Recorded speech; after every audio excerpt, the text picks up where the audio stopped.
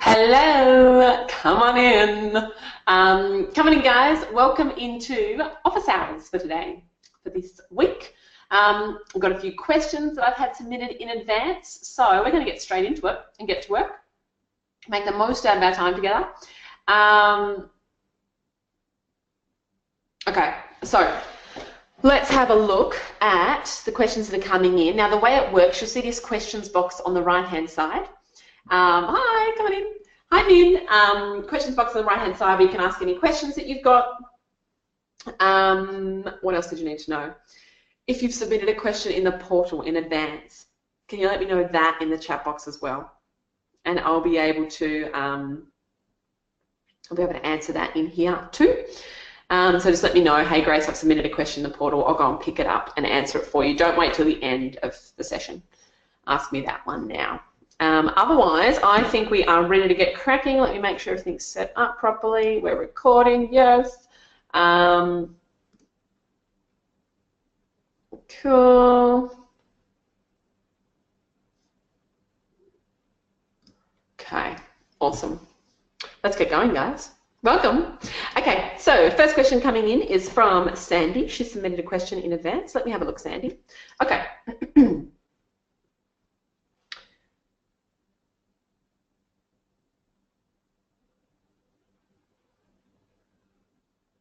Yep. Well, sorry, I'm just reading her question.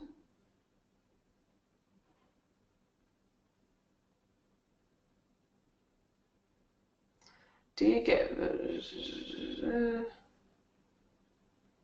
lots of questions in here? Cool. Yep, can you just email me about the template, Sandy, and I'll make sure they get that off today. I think I just got that in my, I was just tweaking it, got that in my inbox last night because I was tweaking my latest one. So I'll get that out to you. I'll just make a note of that here.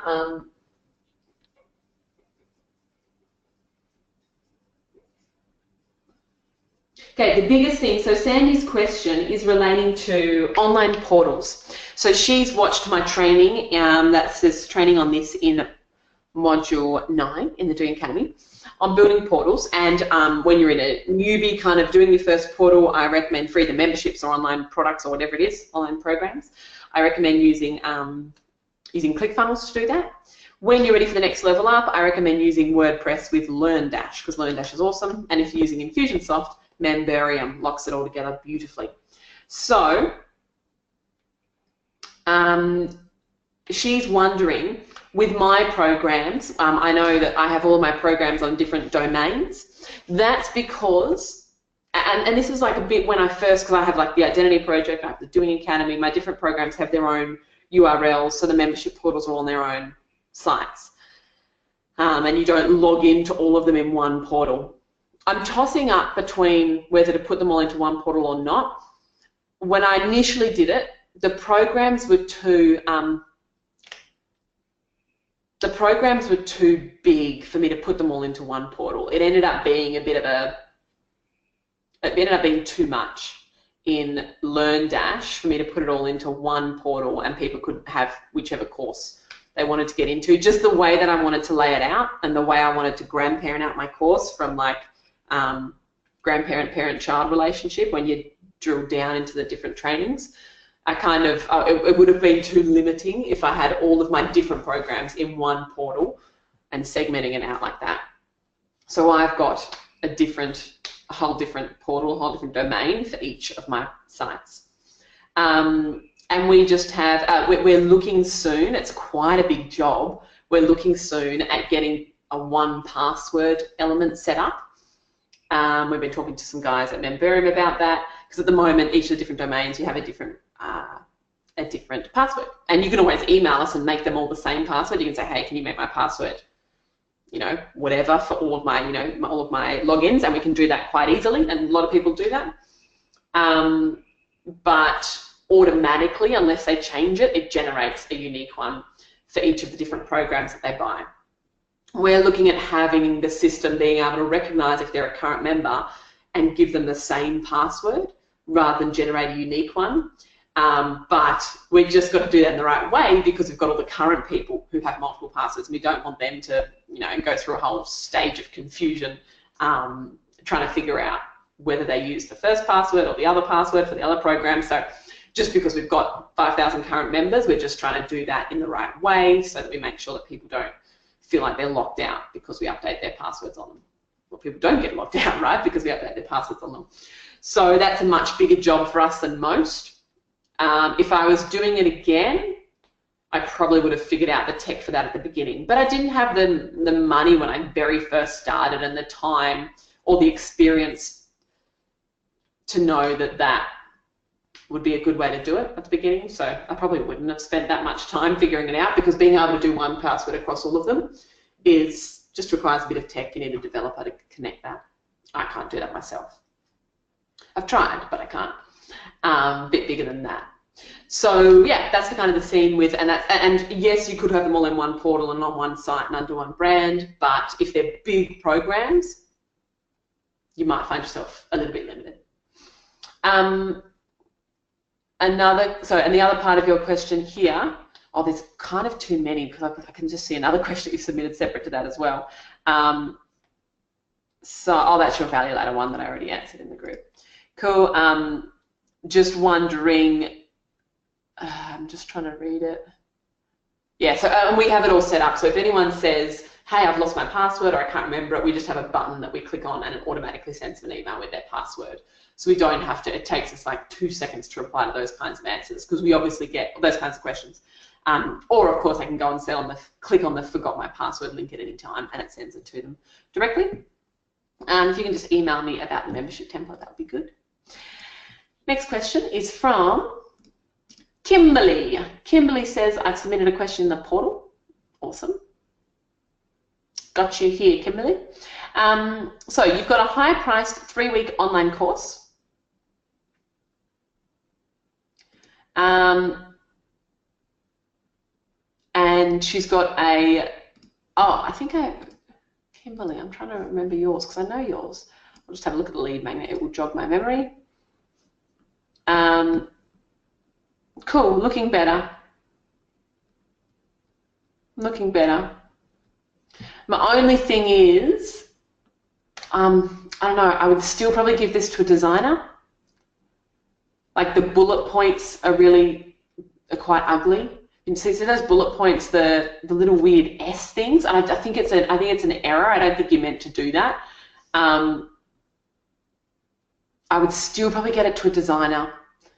Just in your space, I just want it to be a little bit more expert. Just because you're in that high security space, compliance, risk management, I personally would get this to a designer. So I've got some designer contacts in the Doers book you could have a look at, or you can just jump onto Fiverr and have a designer on there do it. Just look at their reviews. But I would just go a little bit more. It just looks a little bit early 2000s. I'd try and just bring it up a little bit more professional and modern in the look and feel. It's not a deal breaker, but your industry, normally this would be okay, but in your industry they just need a little bit more. Just the kinds of people you're talking to are used to things that are a little bit slicker without being like over the top and spending a fortune on it. Yeah. Another question here from Kimberly. Noticed you're using GoToWebinar. Why?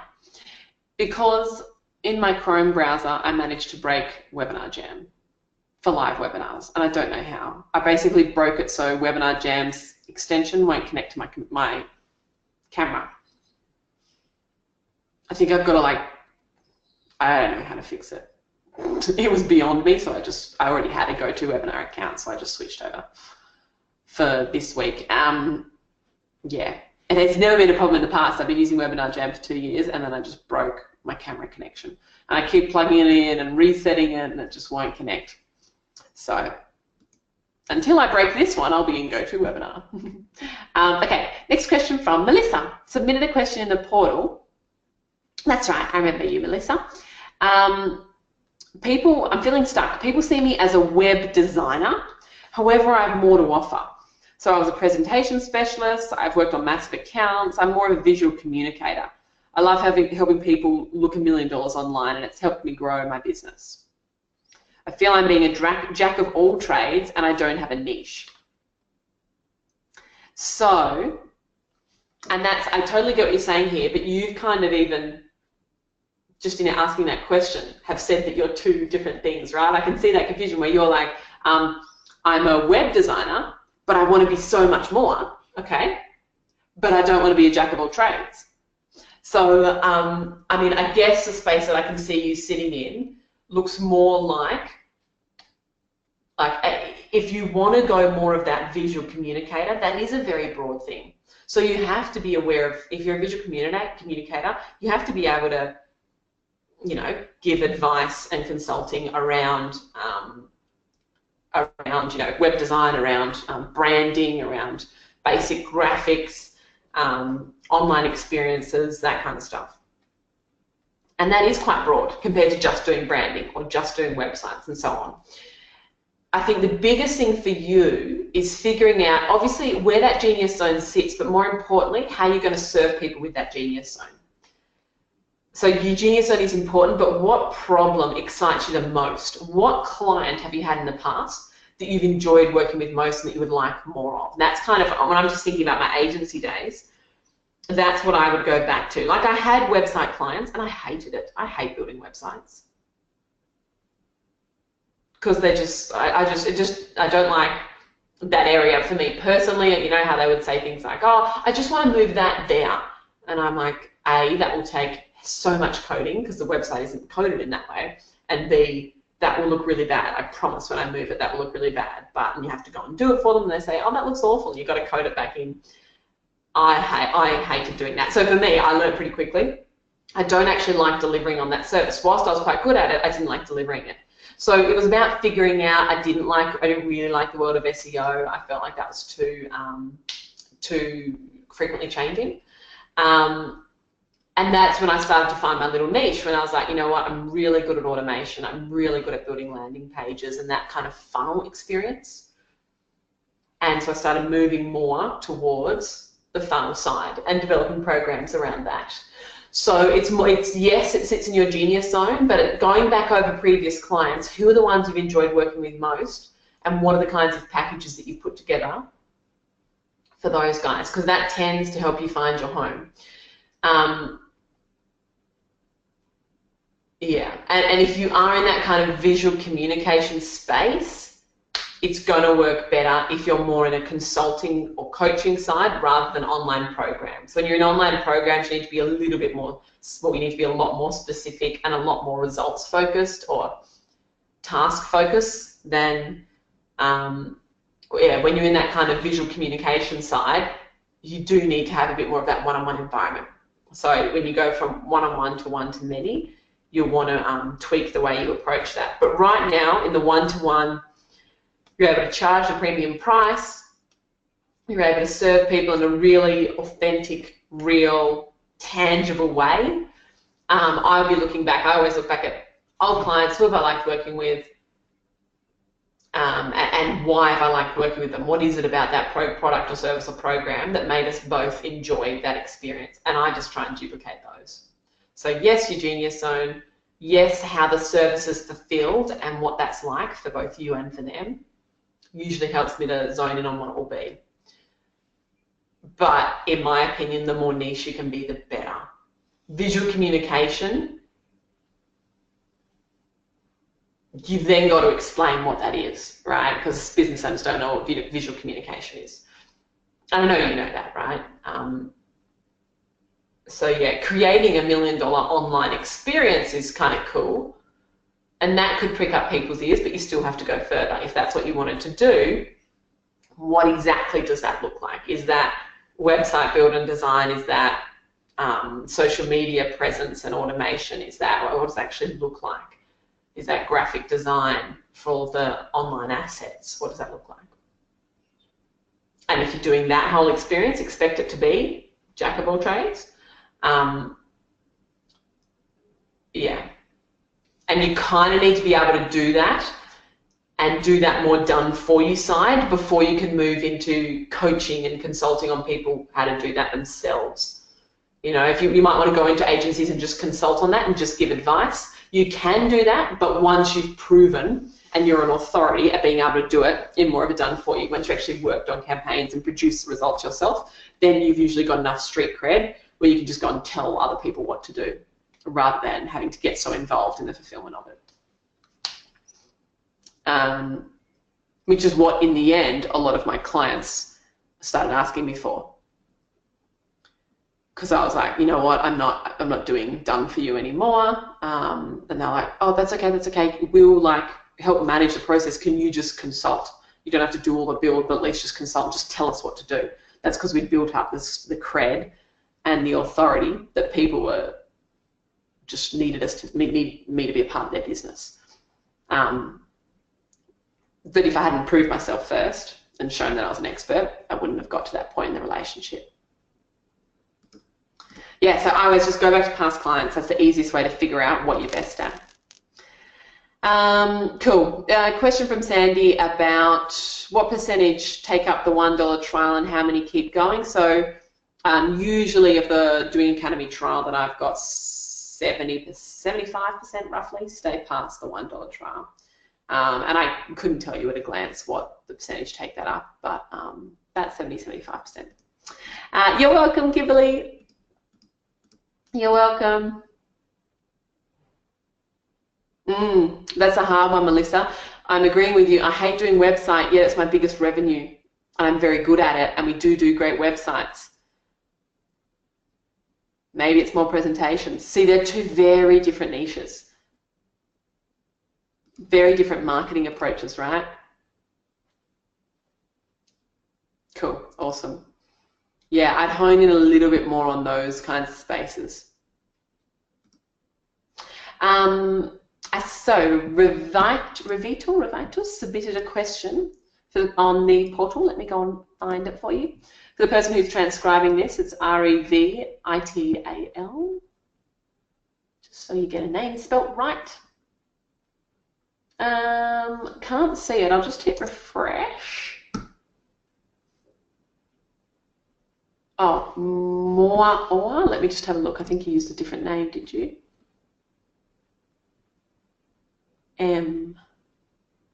Got it. More tea, yeah. Okay. Cool. Let me have a little look at what you'd like me to review.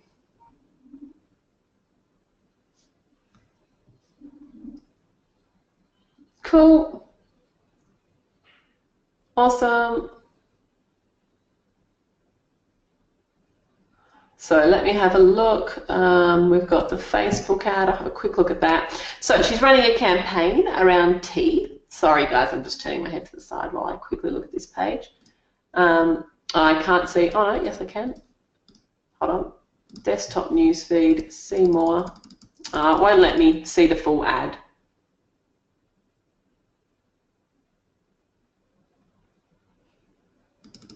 I won't let me see the full ad, but it's looking like a pretty good start.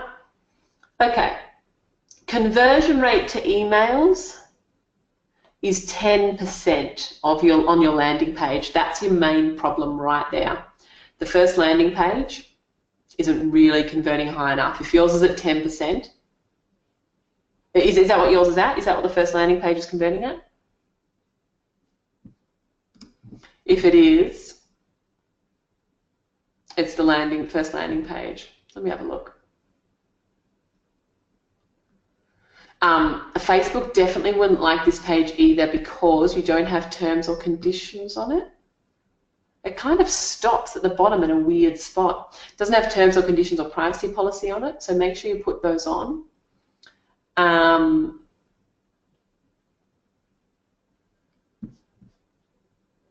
And also, you'll see in the latest Facebook updates that I sent through, that are in the portal, you'll see in those Facebook updates, but if you just go into any Facebook training video in the portal, and underneath it you'll see a link saying, check out the latest Facebook updates before turning your ad live. Last month, we got word that, not all the time, but sometimes on certain pages, if you have the word free fully capitalized on your landing page, this is being super anal, but if you have it capitalized or bolded, No, that's not free. Capitalized or bolded on your landing page. You know what I'm trying to do. They don't like it. So it's not a guarantee that your page will get rejected, but I just made all of mine not bolded, that word not bolded and not capitalized, just only the first letter was capitalized. So free, I just made sure that word wasn't bolded. So just keep that in mind. I just went through and changed all of my pages and took the free section. So it was slightly different to that. Quite a few things here. So the landing page itself, see how you've asking for first name and last name? That's definitely against my templates. So email only. So take out the first name and last name. Remember how in all of my templates and my training, email only on this first page. So that's a big reason why that's not converting as well as it could. Yeah, and just down the bottom, the page just kind of stops and looks like it's broken at the bottom, for me anyway. It just kind of has this white bar along the bottom and doesn't close off nicely with terms and conditions or anything like that. So if you think about this on a mobile phone, I would have another button at the bottom of that second section.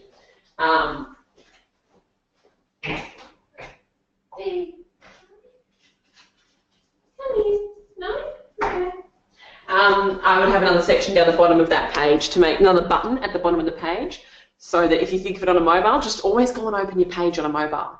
100% go and open your page on a mobile, because the majority of your traffic will come from a mobile device when people first find out about you on Facebook. So if people scroll down to the bottom of your page on a mobile, there's no button right down the bottom. So if they might not have clicked straight away, but they might have gone and then read that next section and gone, yeah, this is cool, I want in. Let's have a button below that as well. Right down the bottom, there should be a button. So there's just a couple of things there.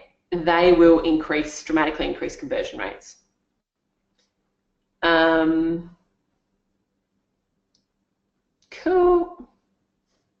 Now, your thank you page offer, I'll just have a quick look at the thank you page. Cool. So my only thing is the video itself probably isn't professional enough to put on a thank you page.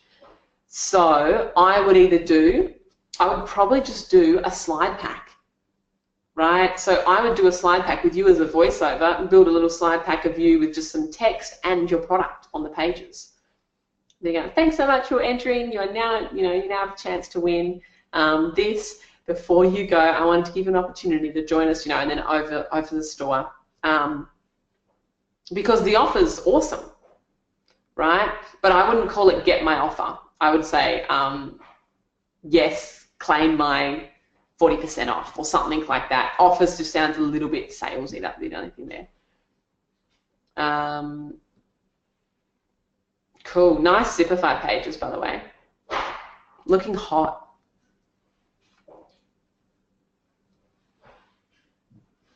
You know what? I'm wondering if we skip the thank you page and go straight to the core offer. I think we skip the thank you page and we go straight to the core offer. Just put a headline above that, or in that headline say, sort of just refer to the downloadable, so people aren't like, wait, I thought I was supposed to see something else here, right? So just refer to the downloadable, that whole thanks for, what does it say? Your entry has been successful, not downloadable, the competition. You are now entered, check out this, opportunity for you now below, and you just send them straight. Yeah, I'd skip the thank you page potentially. Have a look in Zipify. Oh, P.S. Your pages are also called, one's called Core Offer Zipify.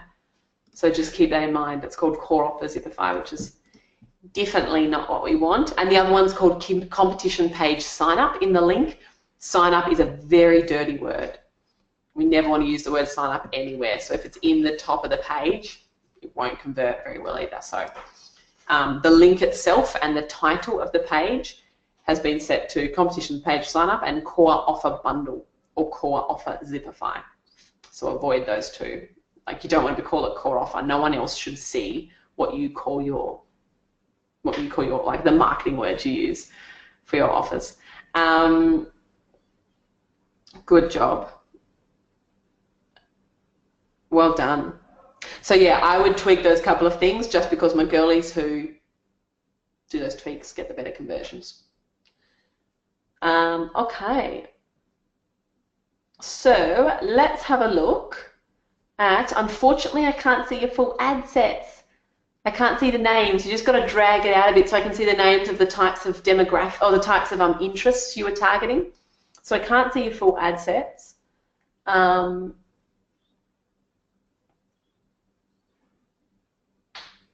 Yeah, I'd go straight to your core offer page. Let's get them there quicker. I'd make those tweaks to your first page. Because basically I want your first page, in your case your first page should convert at least 30%, but a lot of my girls are at 60% with these kinds of competitions. So be aware of that, at least 30%. So 3 times less at the moment of what it should be, where it should be at. And then, yeah, your core offer page, if we bring that forward a little bit more, there's less clicks to get there and hopefully higher conversions on that. Plus, it's cheaper to get people there because we're getting 3 times the results for the same spend. If that makes sense. Cool.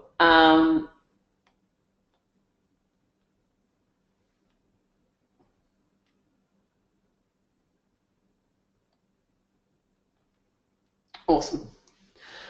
Okay, next question is from, I hope that helps a bit there, Revital, in helping you keep tweaking that to get it to work. Remember, you just need to get it to work. Like, you just need to get this one thing to work, and it's an amazing way to generate a free email list. Make sure too, Revital, have you watched the Ezra training? I really want you and your team to go and watch that if you haven't already. So I'll find you the link. No, I know where it is. It's in the Doing Academy. It's under Module 3, websites and landing pages. Module 3, go to landing pages. I'm assuming you've seen it because it's the Zipify training, which I reckon is where you got your Zipify link from.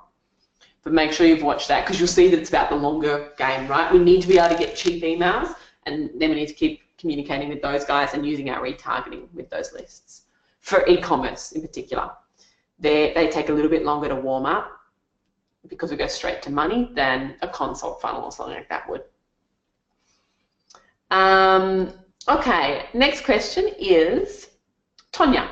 I'm looking at getting some video coaching to take my videos to the next level. Who would you recommend to help me? I love what Zerafina's done with a lot of our girls. So, is she in the Doing Academy group?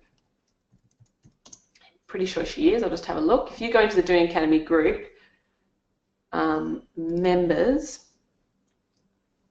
find Zerafina. Search. There she is. Zerafina Zara. So she's like an ex-producer and all this kind of stuff. Zerafina has been awesome in coaching some of our girls. She used to do a whole heap of corporate video for like Pepsi and all sorts of companies. So she coaches some of our girls through video, as does Tracy Walsh. She's helped get some great results for our girls and get some high converting videos as well. Tracy Walsh or Zerafina, both of them are in the Doing Academy Facebook group, so you can private message them in there, which should help.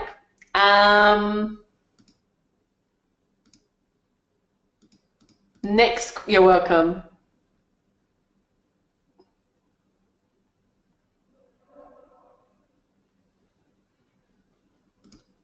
Okay, next question is from Min. You're in here, aren't you? Are you here, Min? Do you want your question answered? Attendees. Min, do you want your question? Yes. You should have told me. Anyone who's in here live, please tell me if you're in here live and you've submitted a question in the portal so I can answer your question for you. Okay. Awesome. Just reading your question now.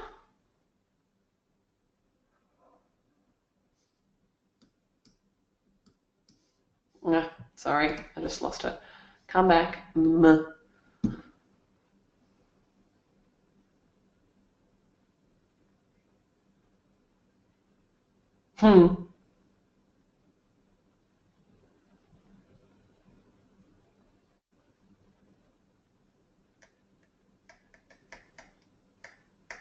Totally. So Min's been really successful for the last number of years and it feels confident in done-for-you services, but she's trying to shift her mindset. This is more of a mindset question, trying to shift her mindset towards now consulting in this, like coaching in this, rather than doing done-for-you.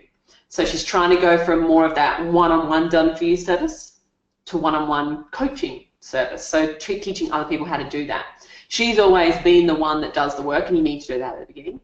And now she's trying to transition towards more of that consulting, and she's saying it's really scary. She feels inadequate, which I totally get, feels inadequate about training in this. She's got a price point of $1,297, so $1,300 for 3 weeks of private consulting.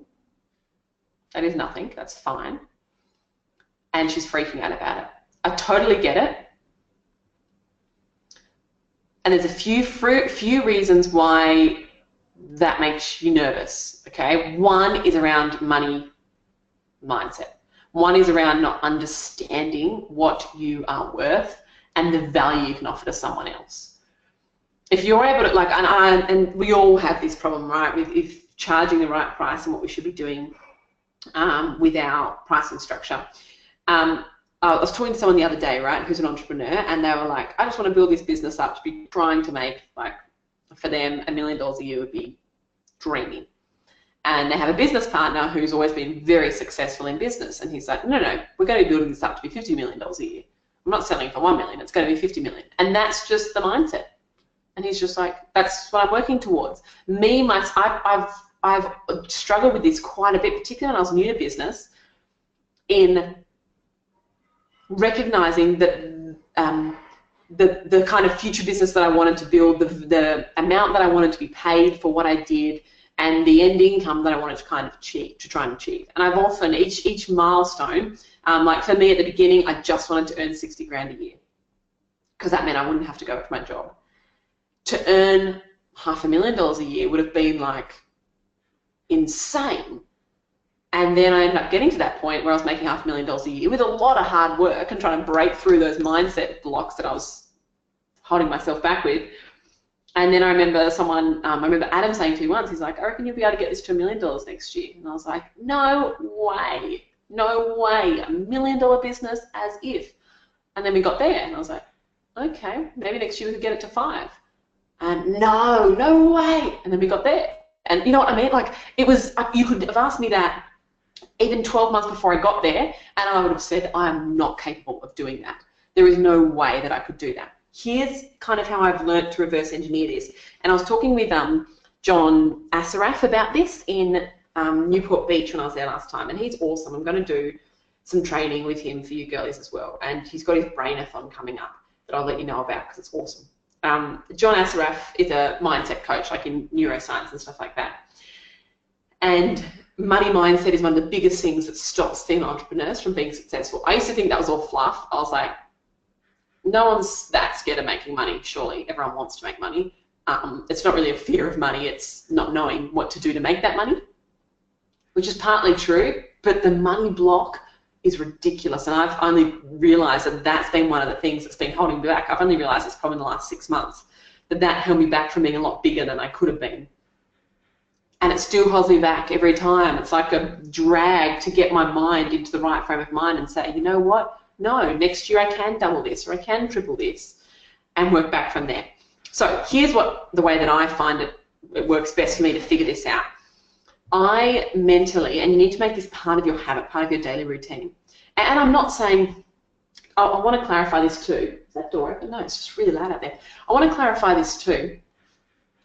I don't anymore. I used to make money to live and get by, and that's at the beginning what you're generating your income for, right? You need to make money to pay the bills and be able to buy a home and be able to have the lifestyle that you wanted to achieve. And then you realise once you get to that point of income, you realise that the main driving factor, that's not enough. So my main driving factor now is to be able to support 50 Australian families, be able to do some work in the Philippines and Indonesia, and use my skills and my genius zone in being able to build great businesses to serve these people that are amazing people, these Aussie families that I'm working with, and then the offshore ones who have nothing, right? Like that's just, there has to be a deeper reason to get out of bed than making another million for yourself. That's not what it is. So if you're against making money, I want you to remember that when you have money, you have an ability, like if that's a part of your mindset block, you have an ability to do incredible things in the world. I love it 10 times more than being able to spend it on myself. Like that will end up being your whole driving reason. You can do so much more when you've got money from a successful business in the world than you could have before. It frees you up and you're able to contribute in a bigger way. And someone in the world needs to be doing that. Not enough people are investing in being able to generate money so they can do more good. Anyway, I want your driving factor to be deeper than just you. So here's how I think about it. I think about the goal that I want to try and achieve, and I make it sound a little bit outrageous in my head. So for example, at the moment, my next one is to hit 8 figures and trying to hit that in a certain period of time. So I go forward and I kind of fast forward, fast track that to get to that point. I was talking about this with one of my inner circle girls, Cara, the other day, and she had the same kind of thing. She made 17 grand in 4 hours the other day and had never sold herself as a consultant before, never sold her coaching services like that.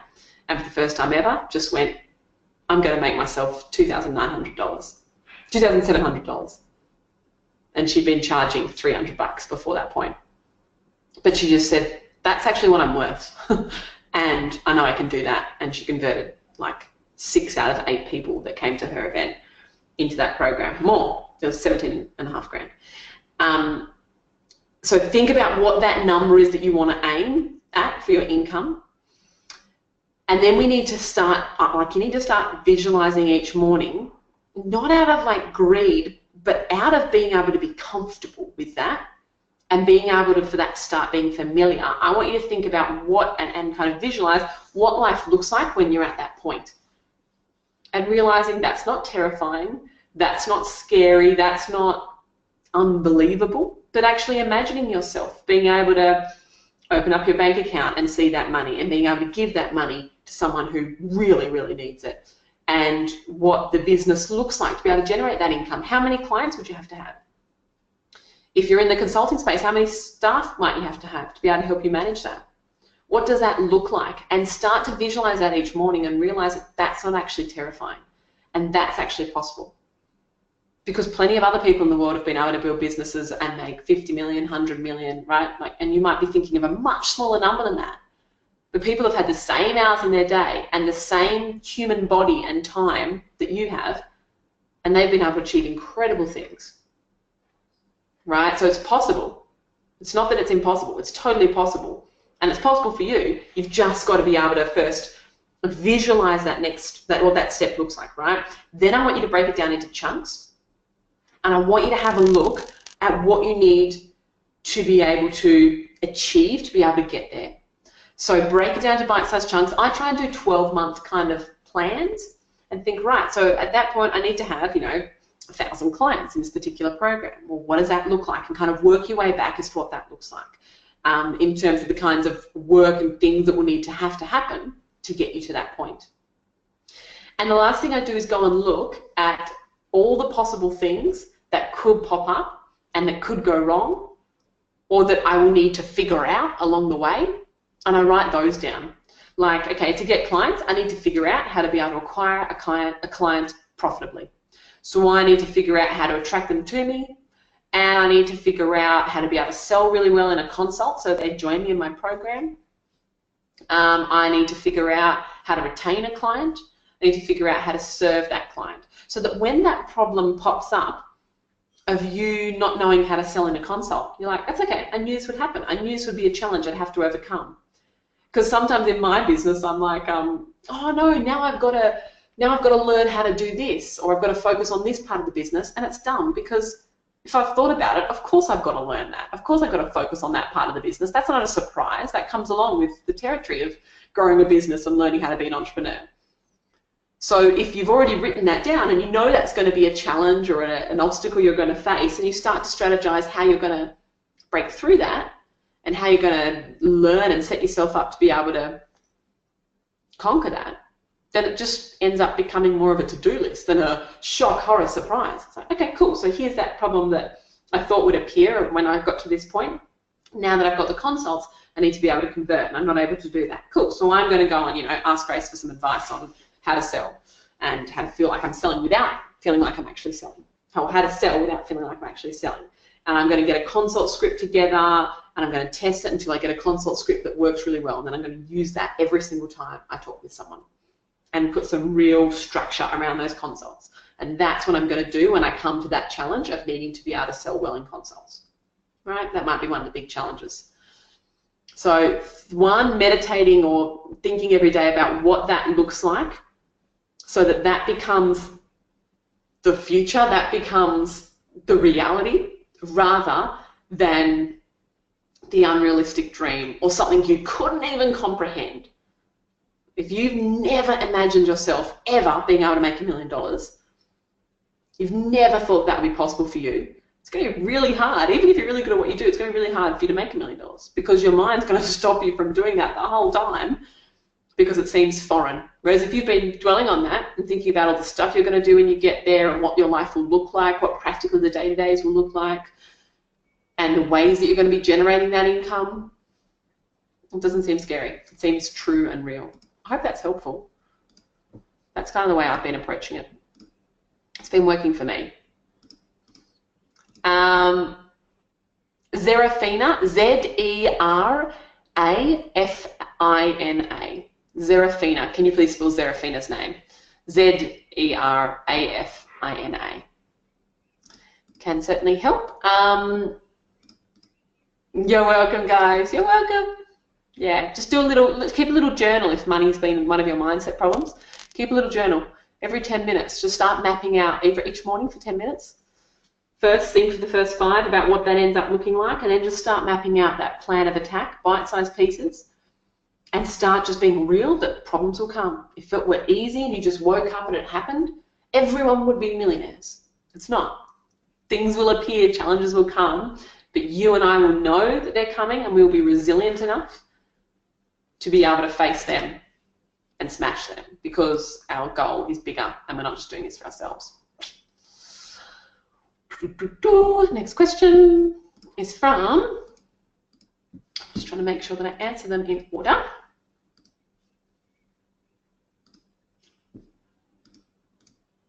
I thought you just said you need to record this because I wasn't recording it. I was like, no, I should be recording this session. I am. You're saying, Min, that I need to record this answer and play it every single morning. Do it.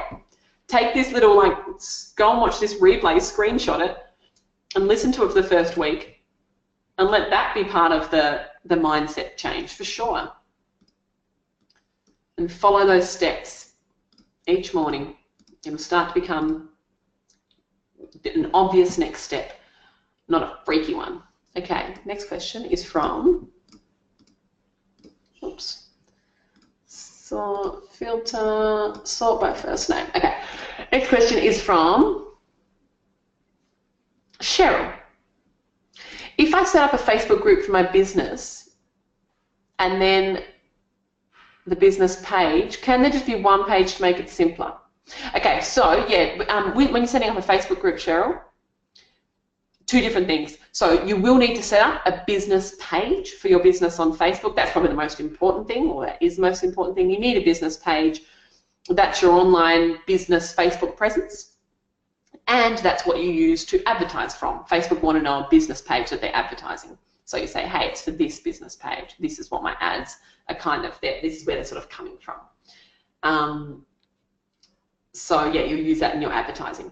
People set up Facebook groups for a couple of reasons. One, they set up paid Facebook groups to help add on as an extra level of support and a bonus for those inside their programs, communities, whatever it is, VIP clubs, whatever it is that you do. Additionally, you could have a Facebook group for lead generation. So some people do free Facebook groups to be able to, you know, connect people, give some advice, and then be able to market to the people in that group and invite them into paid programs. So some people use it for free groups. I've got a few girls, well, quite a few girls I can think of off the top of my head, that have been able to build up good free communities, and it just starts off being friends and family, and then all sorts of other people start to find out about it. They're usually much smaller. You need to put in a fair bit of manual work in there. Once a week you'll want to put in a good little mini training or an update or a checklist or a link or something that you found that would help the people in that group.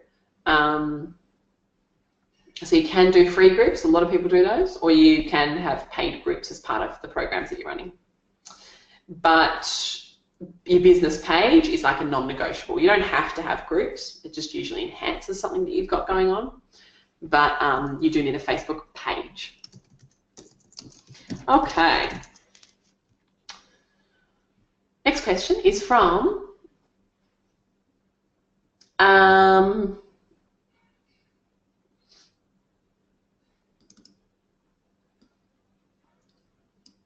sorry, I'm just going to try and do it in order.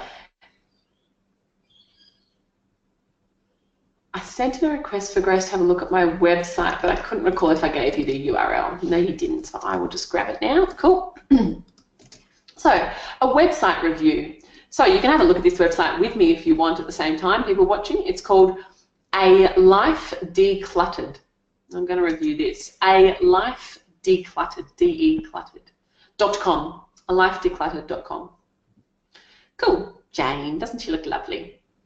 Good on her. So first things first, I can see a pop-up appearing, and I like it. I don't know, I personally find a little white text at the bottom of the pop-up a bit hard to read, but it's not a deal breaker. My only thing is, your opt-in usually, with something like this, your opt-in normally works better if it's on the right-hand side, not the left-hand side. Could we swap this? Like literally just reverse it so that opt-in's on the right-hand side? If not, not a deal breaker, but well done. Love the pop-up. I wonder if we can make that white text below stand out a little bit more. That would be my only thing. But well done. Okay, now up the top here, so got good navigation. Do you want people to call you? Let me just find out. I think you would. You would want people to call you, so I would put a phone number in the top right-hand corner of this website. It would just help with conversions. My only thing here is, if I was looking at this website, I feel like I would want to see a services page. Is that kind of what you've got in the About page?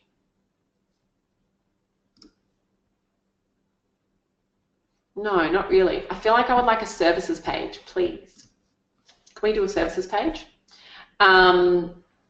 Because I don't actually know what it is you do. I could go to the pricing, but I wouldn't go there if I'd only go there if I was starting to get a little bit hot.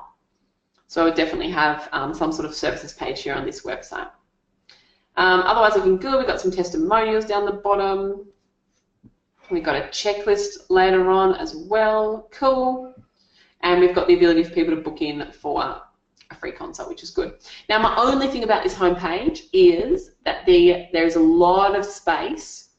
I don't know what it looks like on mobile. I'll just drag it in. Oh, no, it doesn't quite even work on a mobile. On my screen, the photo doesn't work. That image at the top doesn't work.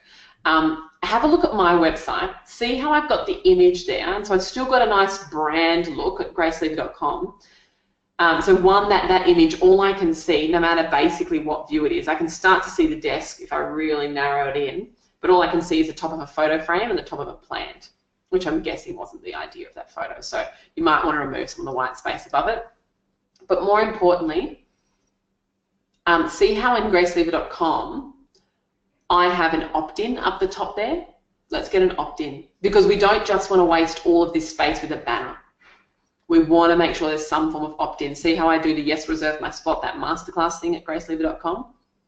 Let's put one of those on top of this top header section. This top, what is it, like your hero shot, right? Yeah, so take out some of that white space and for the image so that I can actually see what that image is. And then let's have a good lead magnet like I do on gracelever.com. Otherwise, looking pretty good.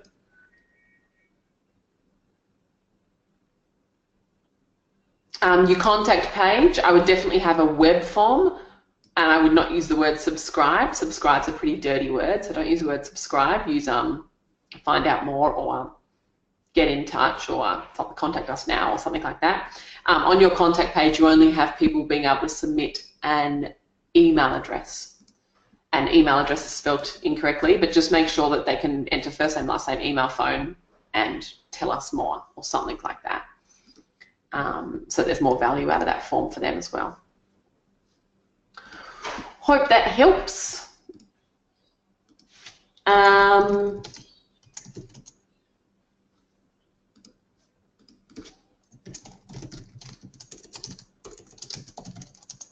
Next question.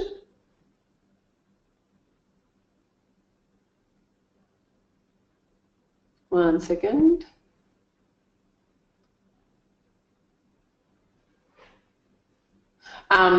No, Kirsten's just got a question here around.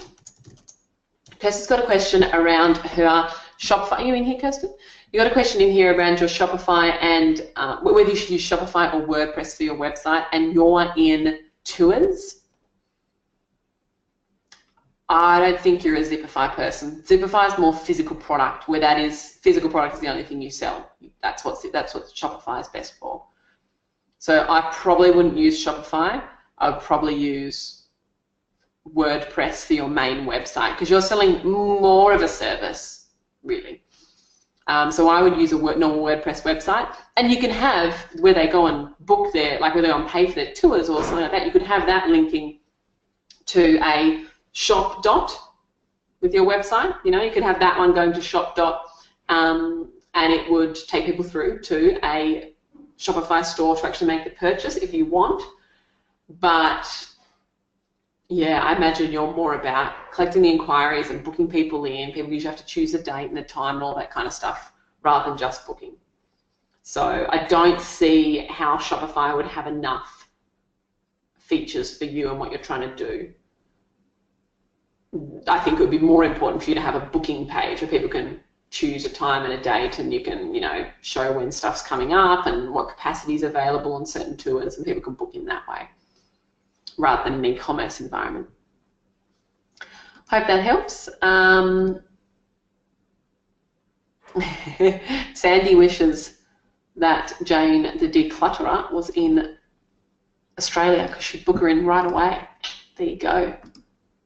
Hitting a pain point, I would say. Okay, next question is from, let me just have a look. I want to make sure I don't miss anyone. Anyone that's in here live, if you've submitted a question, if you've just joined me, if you submitted a question in the portal in advance, please let me know in the chat box. Say, hey Grace, I've just submitted a question, and I'll be able to help you. So, hold on, it's just coming up, this question. Okay, so I don't think you've actually, so Rachel's just got a question around her ad sets. I feel like you haven't watched my ad set training, because I keep trying to say this, but you haven't actually watched my ad set training. So jump in and watch my ad set training. You'll see that there's one interest per ad set in my ad set training. For those that have done the Facebook ad set training, you'll be familiar with that. There's one interest per ad set, but first you've got to go and figure out what your interest might be. And so you go away, and if you look at my training, I talk about things like personalities. I talk about books they might read. I talk about TV shows they might watch. I talk about products they might be buying, brands they might follow, that kind of stuff. So, you know, in your case, Kathmandu is an Australian outdoors brand. Like that would, I'm assuming, work well for you. So you go through and you find, if this isn't familiar, you've missed this whole part of the training. You go through, you find 3 to 5 different ideas for each of these. So you end up coming up with 15 to 25-ish ad sets. And then you test each of them separately. And you'll pick up your top 5 or so top performing ad sets, and you'll use them basically from this day moving forward. They will be your key ad sets that end up generating the cheapest inquiries for you. So yeah, make sure you go and watch my audience training. There's a special audience training that I explain that in. Next question is from, thank you. Next question is from Tammy. So Tammy's just wanting to know, she's bulked up her lead magnet because I said it was a little bit brief. Cool. So she's going to still add to the last page, add a call to action on the last page, which is good. Oh, that is a very long lead magnet. Yes, much better. Huge. Can you not use brand new day though? Is that okay? Well, can you please not use brand new day, because that's kind of my thing. Remove the brand new day, but otherwise, looking good.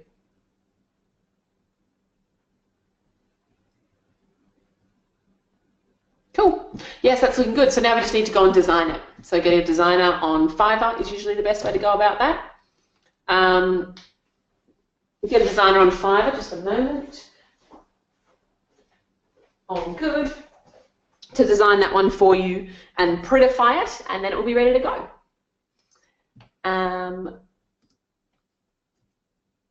So I hope that one helps with that, Tammy. Next question. Oops. Is from Sophie. Okay, so Sophie says, I've created some digital information downloadables. There's on interior design and that kind of thing as part of my funnel, but I want to cover my behind in case someone decides to sue me because they don't like the design that they created.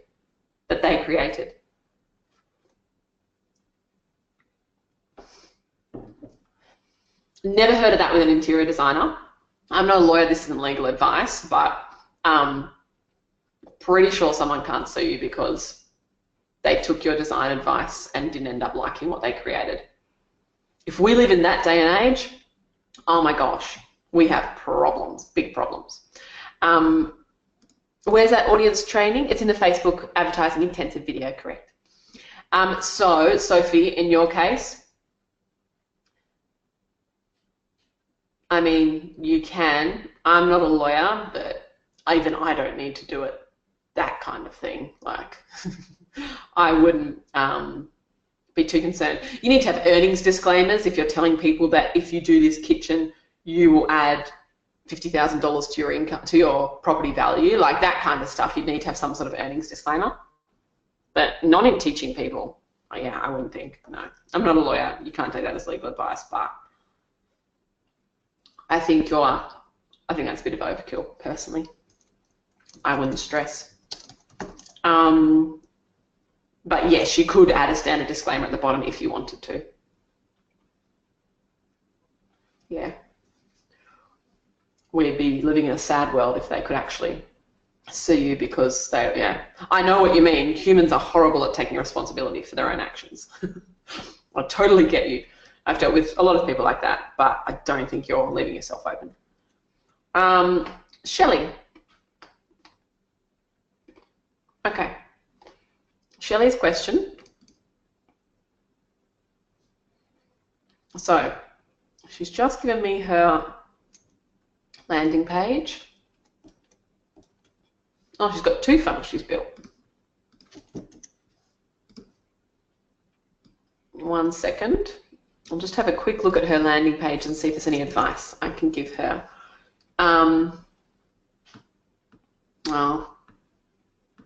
So Shelley, the first landing page you've given me for, the landing page you gave me for your webinar doesn't look anything like my webinar landing page, so it's probably not going to work. Yeah. So definitely the landing page there, I don't see that working for webinar signups. It's too long. Yeah, the design elements aren't there in terms of marketing psychology. So stick to one of my templates that I've given you, because I've made life really easy. I've tested heaps of them, and these are I give you the top 2 webinar templates that work really well. So just stick to those. The other thing is on your firstly, try and make sure that your links are sitting on your own domain. You've got some really great elements, particularly in the video, right? Try and make sure that your links are sitting on your own domain. I love the video. It's really engaging. So they want to be on the drewbrazier.com kind of website. So you'll find more details on that in the Answers Hub. Let me know if you don't know how to put them on your own website, on your own www kind of domain. The other thing is, up the top there, take out that countdown timer. That's way too intense as a countdown timer. And the background image isn't quite right. Having writing in a background image doesn't work. So I would personally, I would just have a color in the background. So like a light grey or something like that. Really mute, because you've got enough color going on in your buttons and other things that are happening on the page. So that would be my main thing there. Take out the countdown at the top. You can put a little mini countdown down below. See how it says live online workshop broadcasts in ... That's where your countdown timer should go, below the video. And change the background. I don't know if everyone here knows, but in ClickFunnels, if you are using ClickFunnels, if you want to change your background and get one of their really awesome ones, just go into the image section of that background, click on image, and then go into, you'll see that you can upload your own image, and a lot of people think, and I thought this at the beginning, that was the only thing you could upload, you could do, only upload your own images. If you click along, you can use all these kind of like stock images, or you can use all of these icons. But in your case, the next one allows you to choose from a whole heap of different backgrounds. And the backgrounds have some great backgrounds. Just be careful with really strong colors, like hot pink backgrounds or things like that. I tend to go more muted, either charcoals or greys or things like that. Creams even sometimes. But they tend to work pretty well. Okay. Ria, you have sent in a question in the portal. Let me have a look, Ria. Oops.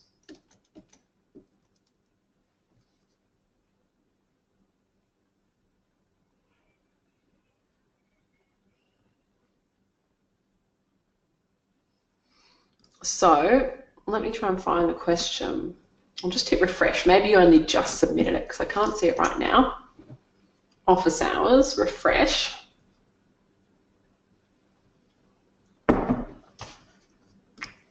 Sort by name. Ria, gotcha. Okay. Radio. So the image itself looks a bit too much like an ad.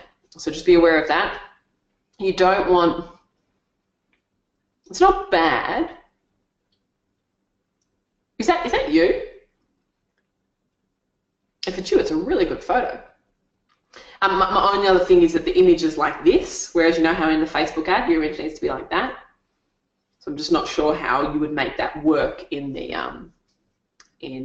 Facebook ad itself. So just double check that one. It's not you, okay. Yeah, I would use, it just does look a little bit Shutterstocky, you know, with the woman doing this. It does look a bit like an ad. We don't want it to look like an ad. So to see if you can find an image that's a little bit less like that.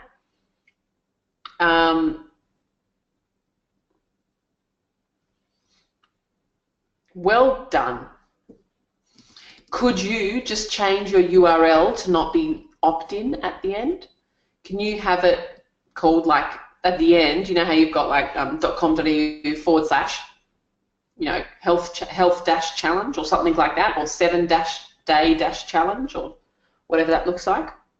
Just not opt-in. Opt-in's a bit of a dirty word, obviously, in to someone else. They wouldn't want to be told to opt-in. That sounds very, there's nothing in that for them, kind of opt-in. Now, the only other thing too, this landing page, could you use one of my landing pages? Could you go in and use one of mine? Just because this page I don't think will convert very well, just from what I can see here. The whole reason why I give you my landing page templates is because I know that they work. This one here, the button's too far down, there's too many details that are captured, the logo's too big in the top left-hand corner, so try and use one of mine.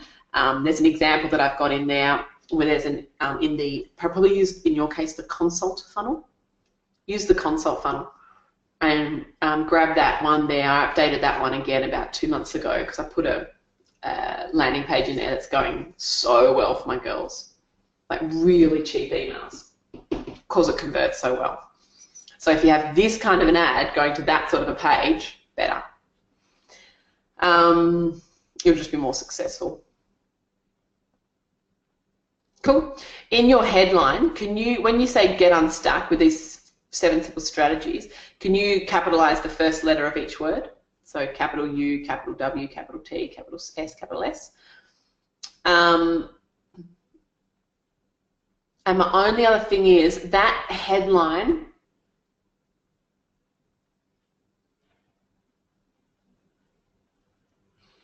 I like your ad description. Dietitian and exercise psychologist reveals the simple health coaching strategies that helped her take the plunge to quit a full-time job and pursue her own health coaching business. So now I know whether this is for me or not, but I didn't from the headline. Get unstuck is a bit vague. Could the headline be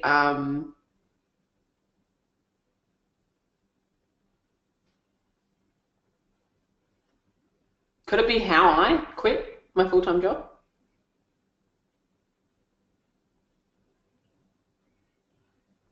With these 7 simple strategies? Just a little bit more specific.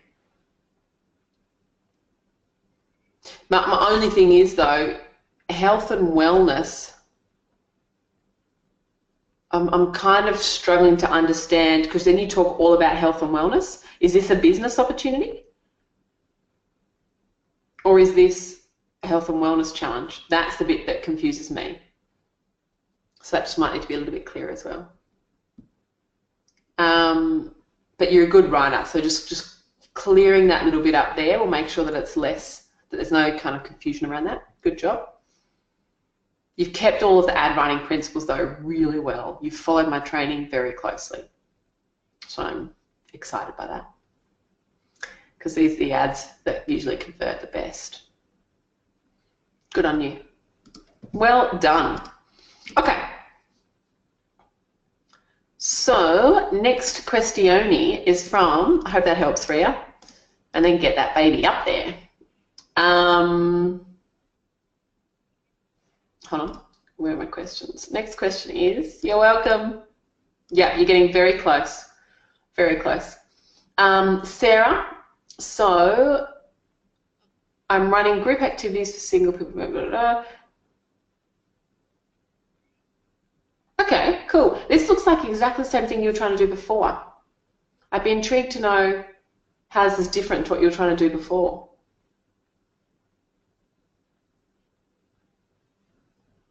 Interesting.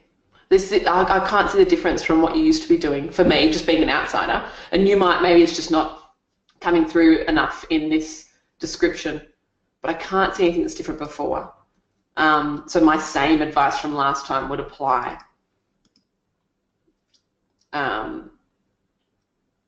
Yeah, potentially, but if you've got other people that are doing this well, you easily know how they are doing it by just hacking their funnel, not hacking their business, but funnel hacking, as coined by Russell Brunson, is where you go in and you start following them and you just find out, like you go to their like click on one of their ads, then you go through the landing page, you look at what that looks like. Okay, so what have they got on that page? You buy their product, you buy their ticket, see what happens next. You wait a while before you buy the product, see how they nurture you and how they follow you up. And you kind of can see basically what their funnel is. Now that you know what a funnel looks like, you can be looking at their landing pages, you can wait and get their emails. You can then act and see what they do next every time that you act. That's kind of the best way. If you're not sure how to build the funnel for your own business, it's often good to look at other people who are doing this very successfully as well. Like Sarah's doing at the moment, and that's how you reverse engineer them. And then obviously Facebook ads, my Facebook ads training gives you my best strategies for how myself and my girls have made the most money on Facebook, the things that have been most successful for us.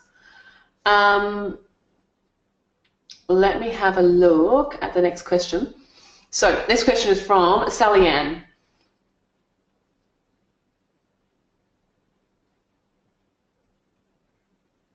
Oh, that's okay, I'll point her back. Hold on, I'll just point her back to the replay. Basically, and it's a good question, but I answered this one last week. So she's got a 6-week course.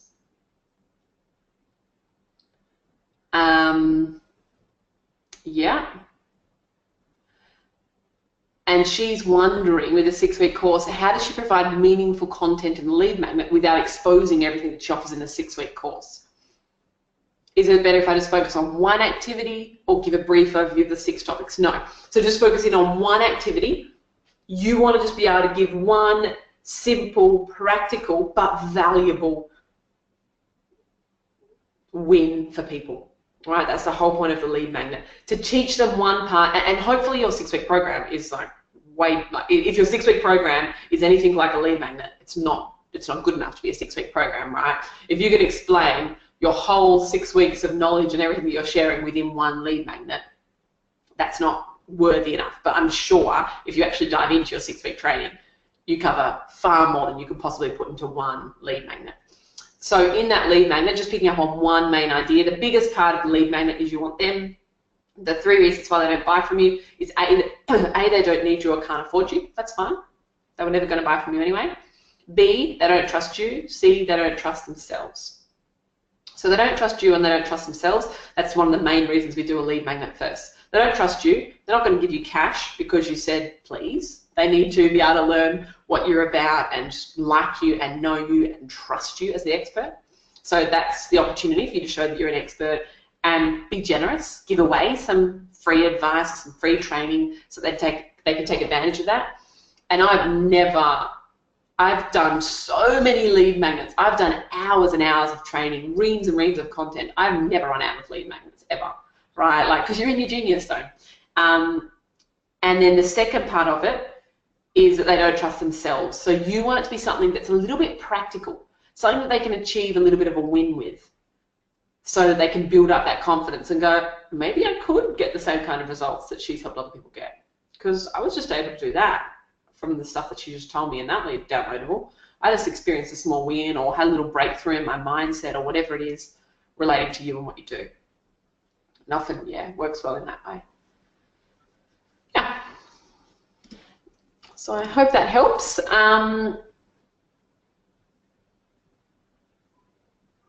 Leela, what do you think is a good time for a competition? I've put it up for being drawn in 1 month's time.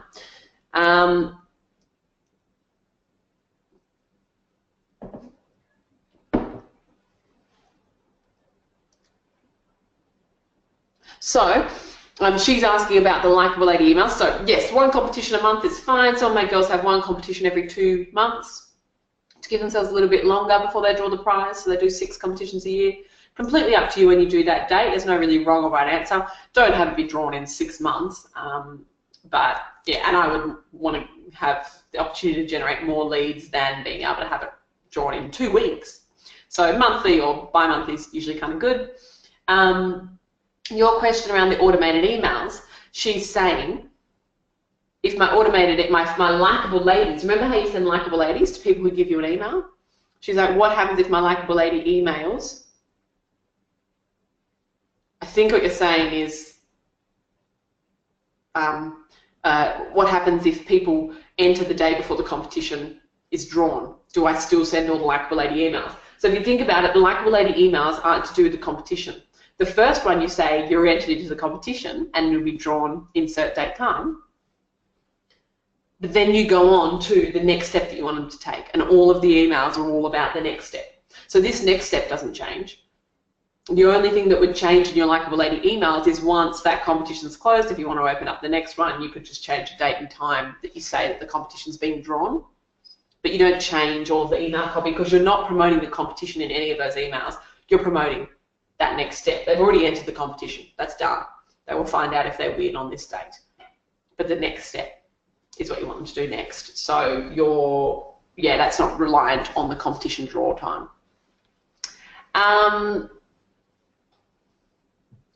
Cool.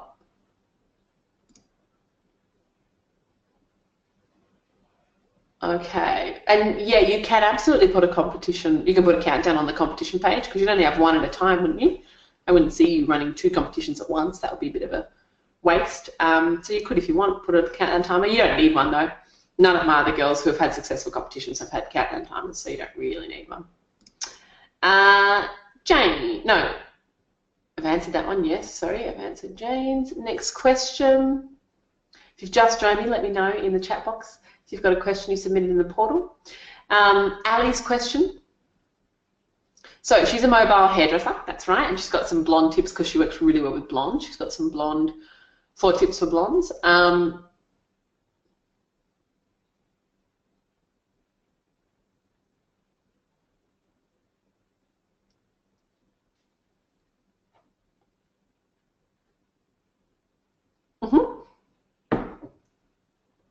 So the way that it works, the way that it works, so she's just wondering how the flow works. So she's got a lead magnet here, and she's got, where's my eraser? Here. She's got a lead magnet on that page, 4 tips, and then she's got on the next page the opportunity for people to join her with like a special reason to buy now, opportunity for them to book an appointment with her as a hairdresser. So down here is where her Likeable Ladies emails are. So these are her Likeable Lady emails. These are where people go if they submit their email address, right? So if they request, hers is like a tips download on this page here. So if they request a tips download, they go into this Likeable Lady Nurture. On this page here, I'm pretty sure from memory, she's collecting first name, last name, email, and phone. And these are people that are requesting, like this is a proper inquiry, this is a phone lead that she'll call up and book in. So in her case, she's just wondering how the flow works. So yes, they come from Facebook. Then they go and put their email address in here and take advantage of the downloadable. Put that downloadable in the first email. So in here, you've got that PDF. That's a PDF. That's weird. That's a very thick PDF. That's not very good drawing. Anyway, put that PDF into this first email here. And everyone straight away gets that first email. And then these are all scheduled to happen over the first week or 2. So there's a bit of a delay before the next one. Hopefully, though, they go through and take advantage of this opportunity here. And so if they put their details in here, they would go into a nurture, not the Likeable Lady nurture, they would go into a nurture here that might just have probably just one email, right? And it would say requested consult. Or, you know, left or inquiry made or something like that, whatever that looks like. She kind of does phone consults where she just talks to them about where they're at, what they'll need, gives them pricing, books in a time and date that works for them both, and kind of job's done. So some people will come through this first lead magnet and might see this but won't say yes right away. So those guys will drop into here and they'll start getting these emails. They'll keep being pushed back to this page to go and leave their inquiry. As soon as they leave their inquiry, they will drop into this nurture, and as a result, you will be able to look into that nurture and call anyone in that nurture, right? That's kind of your inquiries. So I would have it set up with MailChimp. If using MailChimp, for example, I would have it set up where it notifies you every time someone enters this. You can set it up so every time someone enters your requested consult, it notifies you, and that will mean, hey, this is someone I need to call. Of course, as soon as they drop into here, you want this to stop. You don't want to keep pestering them about the consult. They've already requested the consult. You know that because they're in this nurture. So as soon as they request the consult here, so they've gone back to this landing page and finally taken action, whether they did it straight away or whether they did it after the first email or after the 5th email, it doesn't matter. As soon as they do that, you want this nurture to stop. So that's why I've got that training in the portal. And it's called an if-then rule. So if they request, if they enter this nurture, then stop this nurture. So it just, and you'll see I've got like, it's in MailChimp training, and it's just a little bit of it's called a zap, and it's just that little bit of automation that says if they request a consult, then stop the Likeable Lady nurture. That's the way we do that one there. And that might happen after a minute after they request the lead magnet because they went straight away and requested a consult too. Or it might happen a week later or 2 weeks later or 3 weeks later, which is also fine. Of course, at some point, they may even reply manually to the email, hit reply and say, yes, I'd like to book in. They might not go officially through the process you want them to go through. So that's okay. With those guys, you can just call them straight away, and you just have to manually just jump into MailChimp and stop that nurture because they've already said yes and you've already got in touch. So that's the only exception to that rule. If they hit reply or they call you separately, you just jump into, and some people do that, you jump into the system and turn it off. Ria, yes, are you in doing Academy, or have you also been in the Identity Project as well? Let me know and I'll point you in the right direction for the training that you just asked for.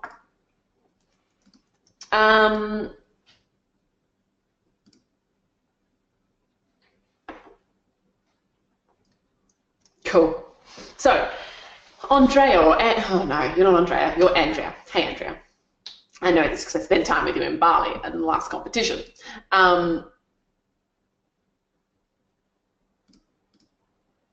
Cool. Sorry, Ria, just quickly, if you want my consult funnel, go back into the Identity Project, week 2, go into the ClickFunnels section.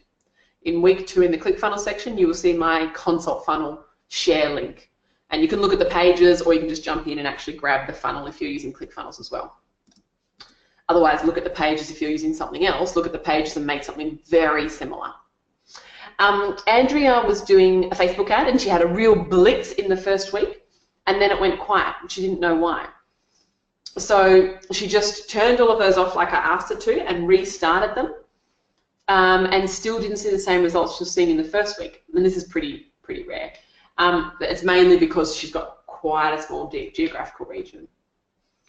So then she changed the photo, and she's now been getting better results. So that suggests, Andrea, that you probably got a little bit of ad fatigue, which is unlikely after a week, but interesting. The biggest thing with you too is make sure that you give yourself enough time with those ads. I know 48 hours is good, but even in your space, because you're a little bit smaller in that audience size that you're targeting, you might want to run it for like 72 hours just to make sure that you give yourself enough time to give them a chance, right? So she now wants to turn off the slower ones so that she's not worth wasting money, which is fine, yes. I wouldn't turn off the slower ones, I would turn off the ones that aren't converting. So if that's what you mean, yes. If your emails are getting too expensive in some of them, then yes, turn those off. I'm talking a little bit higher level because Andrea's there. She's been doing Facebook for a little while. So yeah, if they're like $9 emails and stuff like that, for sure, they're probably, and they've been running for 2 to 3 days, they're probably not going to get much lower than that. So yes, you could slow those ones down. But if they're within KPI, but they're just taking a while to get sales, I would probably leave them on. To get, like they're under the $5 lead, but they're just taking a little while to get each of the emails, I'd probably leave them on. It's just a slower burn for those ones, but it's not more expensive. So I'd probably leave those guys on.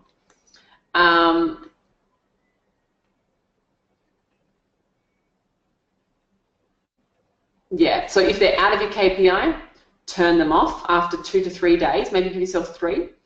You can turn them off completely, those ad sets that aren't working, and then I would look at scaling the 3 that are, but just go really slowly. Just if you're spending $5 a day, just go to spending $10 a day, and then just give it 3 days. And as soon as you start to see the email cost going up, like if it starts to climb up by 5 cents or 10 cents, just pause and just let that one sit there and settle and try a new, like do another new ad set, leave it on, and that's when I would try and do other ad sets. Yeah. Cool. So custom conversion. Okay, let me have a look. I'll see if I can see what you're talking about there with your custom conversion. She's just wanted me to have a quick look at one of her pixels that she set up.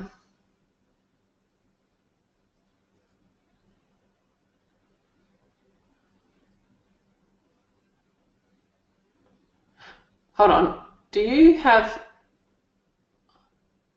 You don't have multiple ads in one ad set, do you? I'm sure you don't. Just double check that. I can't actually see. You've just sent me a screenshot of the ads themselves. Just send me a screenshot of the custom conversion. You know, when it says URL contains or whatever that looks like, you know, you actually set up the conversion. Just send me a screenshot of that actual where you set up the conversion, and I'll be able to help with that. Oakley dokley. You're welcome, guys.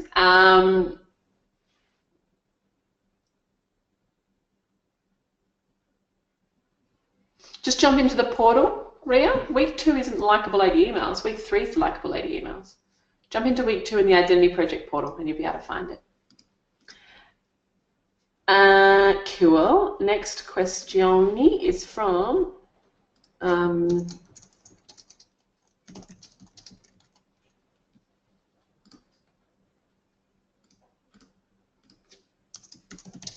one second.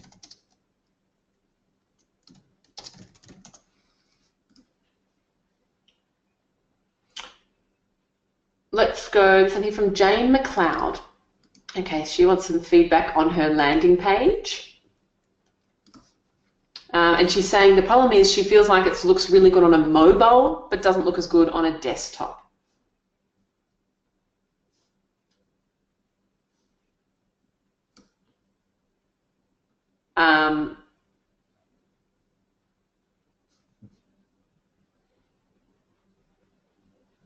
Cool.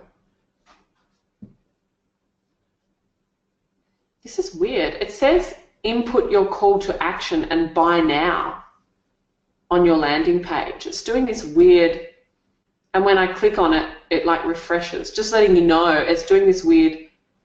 If you hover above the product image, above each of the product, or some of the product images, yeah, you've made everything like clickable buttons. It's weird.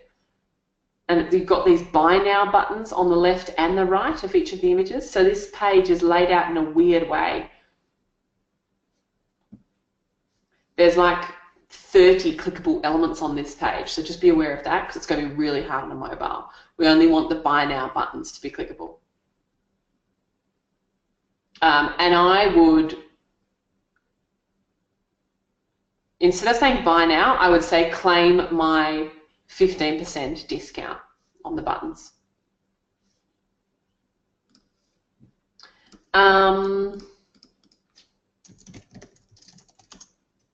Next question is from, I think this is one of my last questions for the day.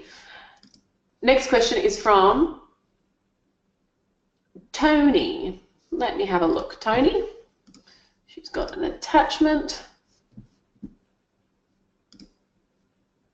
Okay.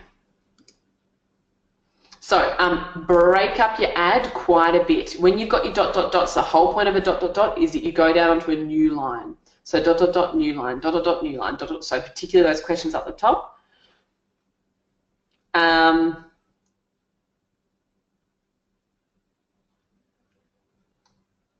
Cool.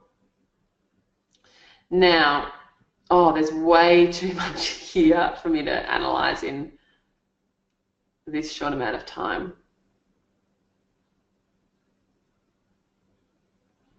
Yeah, I'll have to do this privately. It's pretty comprehensive. It's about 8 pages of content that you want me to have a look at. So I can't spend that much time on each person just to make it fair for everyone, but I'll try and give you some form of support via email later on. Okay, next question is from, one second, I've answered that one, I've answered that one. Yes, yes. Just making sure that I don't miss anyone. Cool, answered that. Yes, yes. I've answered quite a few today. Didn't feel like I'd answered as many as normal, but yeah, I haven't been on here for very long. But I've answered a lot. Done that, done that. Look at me go.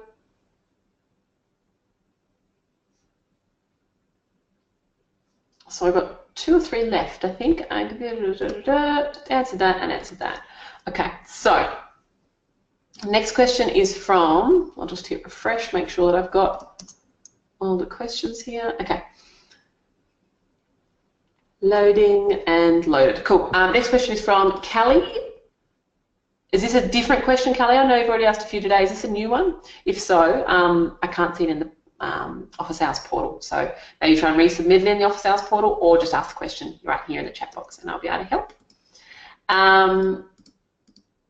What do you think of my webinar landing page? Let me have a look. So this is Melissa's question. I wonder which Melissa this is. I mean, I know it's, I'm just trying to think of you visually, of what your face looks like. Ah, yes, this Melissa. Cool. So, look at you.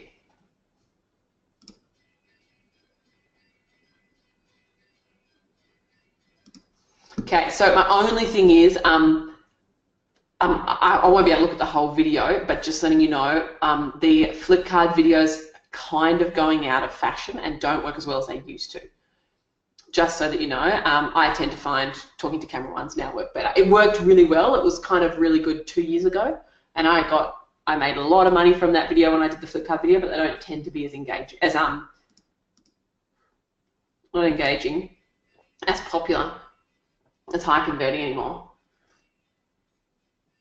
And only because, particularly if in Australia, you might not be in Australia, but where are you? Are you in Australia? I think you might be.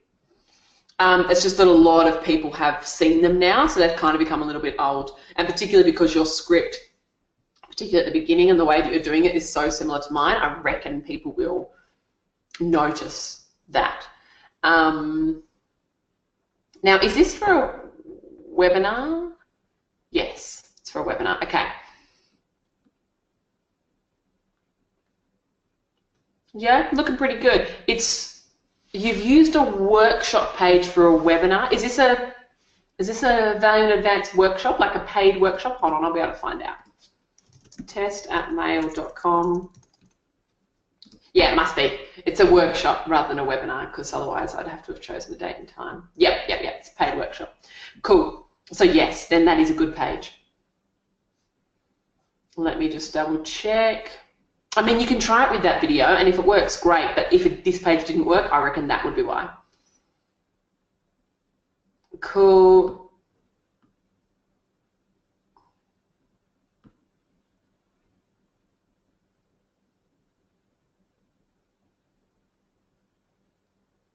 Yeah, that's good. So I would be pretty happy with that. I've done very similar things, and it works quite well for me. Well done. Good job. I like your little headlines and stuff too. Totally. Good job. Go you. Good market too. Yeah, so this is a workshop funnel for an online workshop. Is a webinar better for you?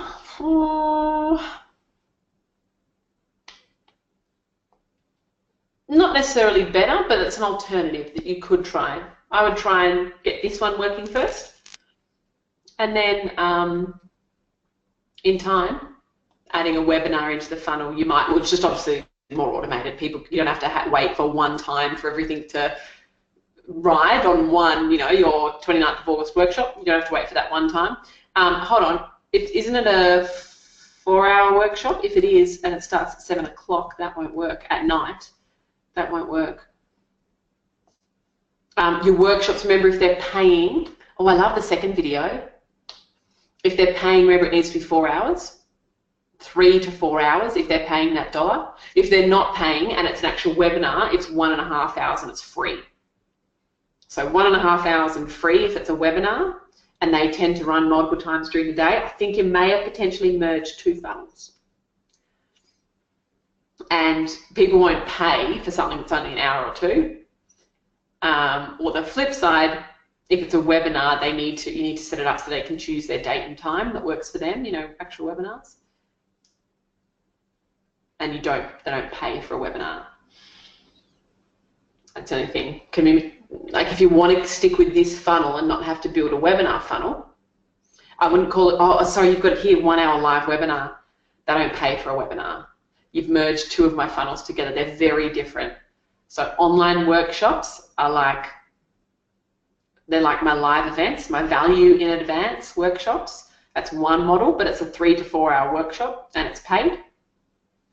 Or a webinar, and it's a 1.5 hour presentation and it's free, and they run regularly.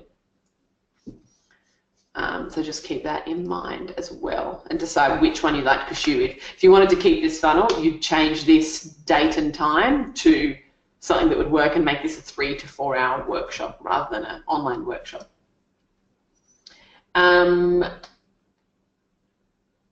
Cool. Next question is from Olive. I think you're talking about the foundational video in the first module. That's the only thing I can think of. Foundational video in the first module of the workshop, of the identity project.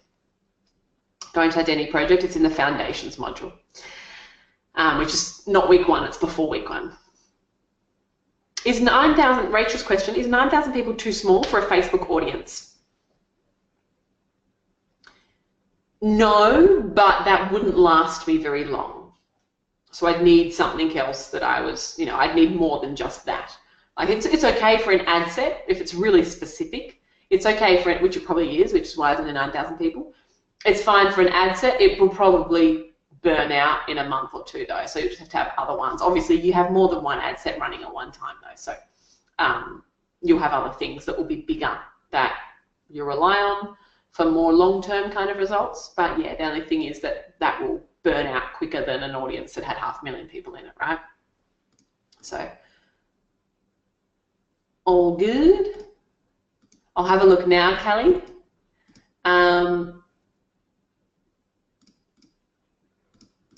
Sorry, Melissa. You've spent so much work on it, but you're close. Just choose one or the other. You're really close. It's just the message just won't work as it is. Sorry. Okay, let me have a look, Callie, and see if the resubmission has come through. Got it now. We're about to dive into designing our landing pages and lead magnets. Our question is around colours and the look and feel of our brand. We love your brand colours and the overall look and feel of your brand. You're not allowed to copy them. She doesn't want to anyway. But so many people have tried to copy them, and it annoys me so much. Anyway, our colours are red and black, and they're locked in. As the logo is tattooed on my business partner's arm, that's locked in. How can we work with these colours? They're tough because red creates urgency, also strength, but it creates urgency, which also can create emergency as a colour, and black is obviously really hard to read. Oh no, that works okay in your brand. I like the way you've done it. I see what you're saying about the tattoo. No, that works okay. You can make that playful in your industry.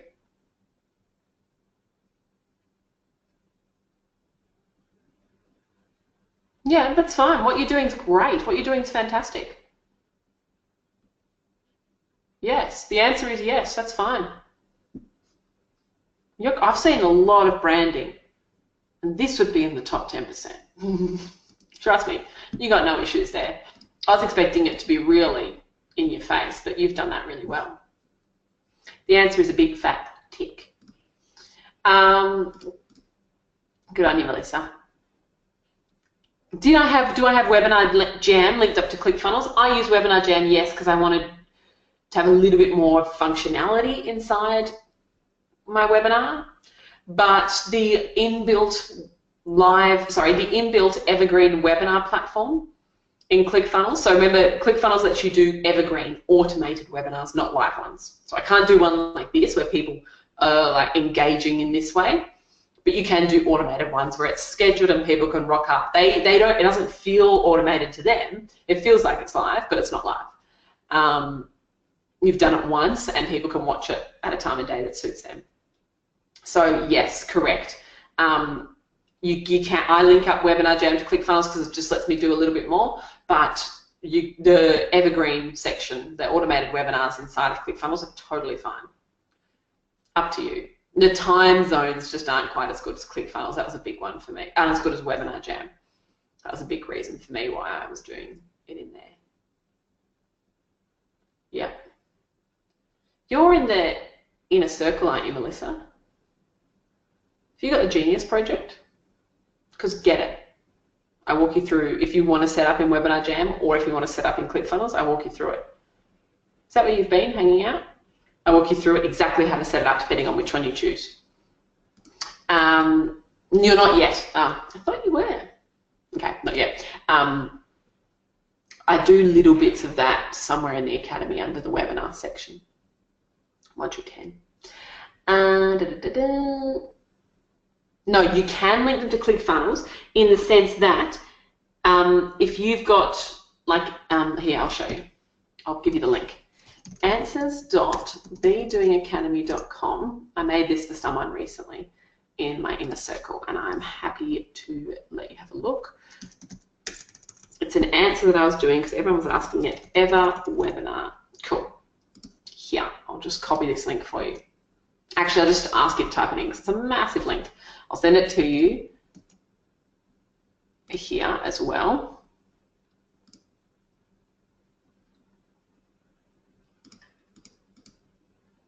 Cool. So, this link here that I've just shared with everyone, if you go to answers.thedoingacademy.com, answers.thedoingacademy.com, search for Ever Webinar. In there, I show you exactly how I add a button onto my ClickFunnels page, so that I've got the ClickFunnels page, so it's super high converting, and I add a Webinar Jam button. So they have the beautiful looking page, then when they click on the button, it actually opens the Webinar Jam pop-up. So whether you're doing a live or an automated webinar in Webinar Jam, it adds that pop-up so they can register, and then it takes them through the Webinar Jam process. So that way it's awesome. I love it. So you see exactly how it is that I edit that in there. Okay. Would it be, Kelly's question, would it be better to wear nice clothes for our videos? Yes. Definitely. It's a strange question. Yes, it would. Wear nice clothes for sure. Please. I mean, don't go and wear a corporate suit if you're doing kids' superheroes parties, but, you know, yeah, dress nicely. Cool. Okay. Oh no, you can wear your black and red uniforms. Is that what you were saying? Sorry. Your black and red uniforms, you can wear those. Because that's kind of part of you. If like you're wearing those normally and that kind of brings across the kids' vibe, right? If I was wearing a grey sleeve t-shirt, that would be weird. Like, a lot of people should not have uniforms. If I was wearing my polo with my logo on it, that would just be hilarious. But in certain industries and certain spaces, it kind of adds that little bit of authority to you, particularly if you're in the trades businesses or if you're doing stuff typically with kids, like your childcare centre or things like that. It tends to look more professional. But anyone else, a bit weird. Okie dokie. Okay, next question.